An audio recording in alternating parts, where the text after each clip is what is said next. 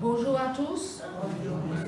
Je vais partager avec vous la méditation d'aujourd'hui, mais je vais commencer par un verset qui se trouve dans la deuxième épître de Jean, au verset 3, que la grâce, la miséricorde et la paix soient avec vous de la part de Dieu le Père et de la part de Jésus-Christ, le Fils du Père, dans la vérité et dans l'amour. Amen. Ce que je veux partager vraiment avec vous ce matin, ça ne sera pas long. Nous allons vous lire l'Apocalypse.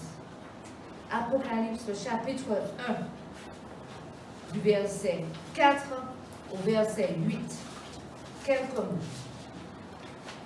Et je vais lire. Jean aux 7 églises qui sont en Asie. Que la grâce et la paix vous soient données de la part de celui qui est, qui était et qui vient. Ce que nous venons de voir dans 2 Jean. Amen. Et de la part des 7 esprits qui sont devant son trône, c'est-à-dire devant le trône de Dieu.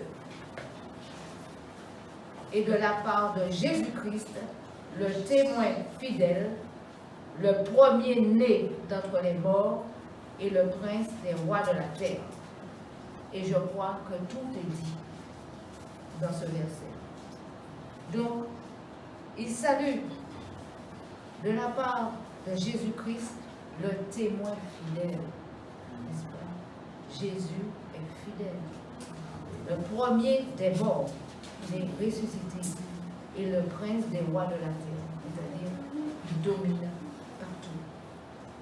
Et il continue ce verset, il dit, à celui qui nous aime et qui nous a délivrés de nos péchés par son sang. Et pour cela, nous avons l'amour de Dieu. Et nous connaissons dans Jean 3,16, Dieu a donné son Fils unique, afin que quiconque croit en lui. Continuons, je vous écoute. Jean 3,16 qui dit Dans la quantité de monde qui a donné son Fils unique, afin que quiconque croit en lui ne périsse pas, mais que la vie vienne éternelle. Amen. Donc, il nous a délivrés de nos péchés. Matthieu 24, 29, 30. Aussitôt, après ces jours de détresse, le soleil s'obscurcira, la lune ne donnera plus sa lumière, les étoiles tomberont du ciel et les puissances des cieux seront ébranlées.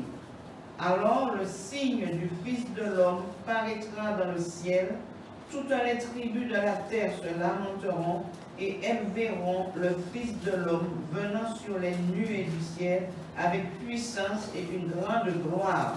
Amen. Amen. Amen. C'est-à-dire que parce que Jésus a versé son sang, il nous a rachetés. Et nous pourrons être avec lui sur son trône, dans la nouvelle Jérusalem. Mais à côté de ça, qu'est-ce qui va se passer? Quelque chose de plus important. Nous avons la délivrance. Nous avons obtenu une délivrance par le sang de Jésus qui a coulé sur la croix. C'est vrai. Il a fait de nous un royaume, n'est-ce pas? Mais quand il va venir, qu'est-ce qui va se passer? Il va triompher de Satan. Il va triompher de Satan. Mais il y aura des signes qui vont montrer son triomphe. Daniel 7, verset 13. Mais avant, tout œil le verra, même ceux qui l'ont percé.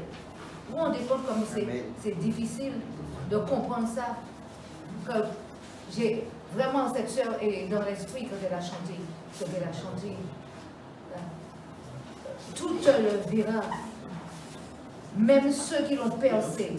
Et toutes les tribus de la terre se lamenteront à cause de lui.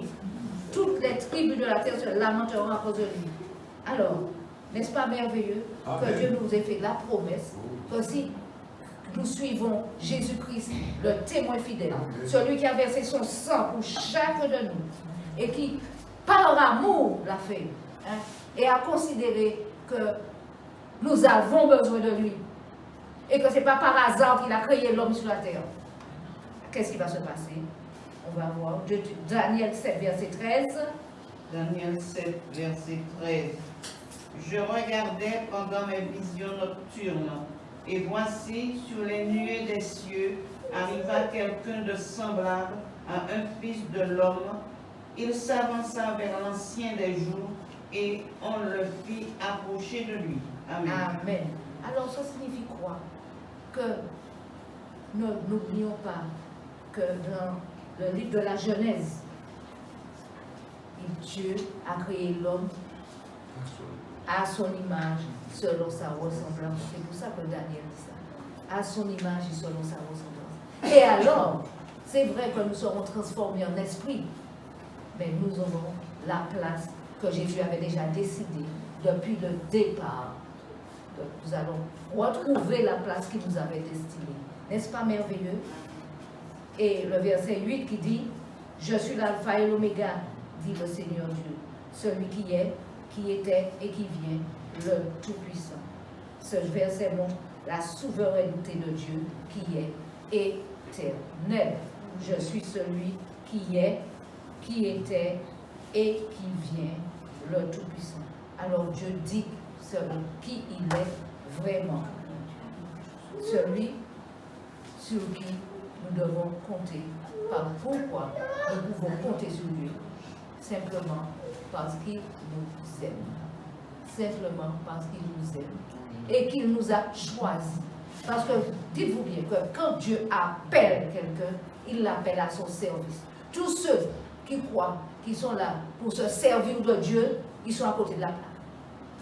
Dieu nous appelle à son service. Et être au service de Dieu, c'est accepter tout ce qu'il permet dans notre vie, tout en sachant que c'est lui qui le permet. Amen. Que Dieu nous bénisse. Amen. Amen.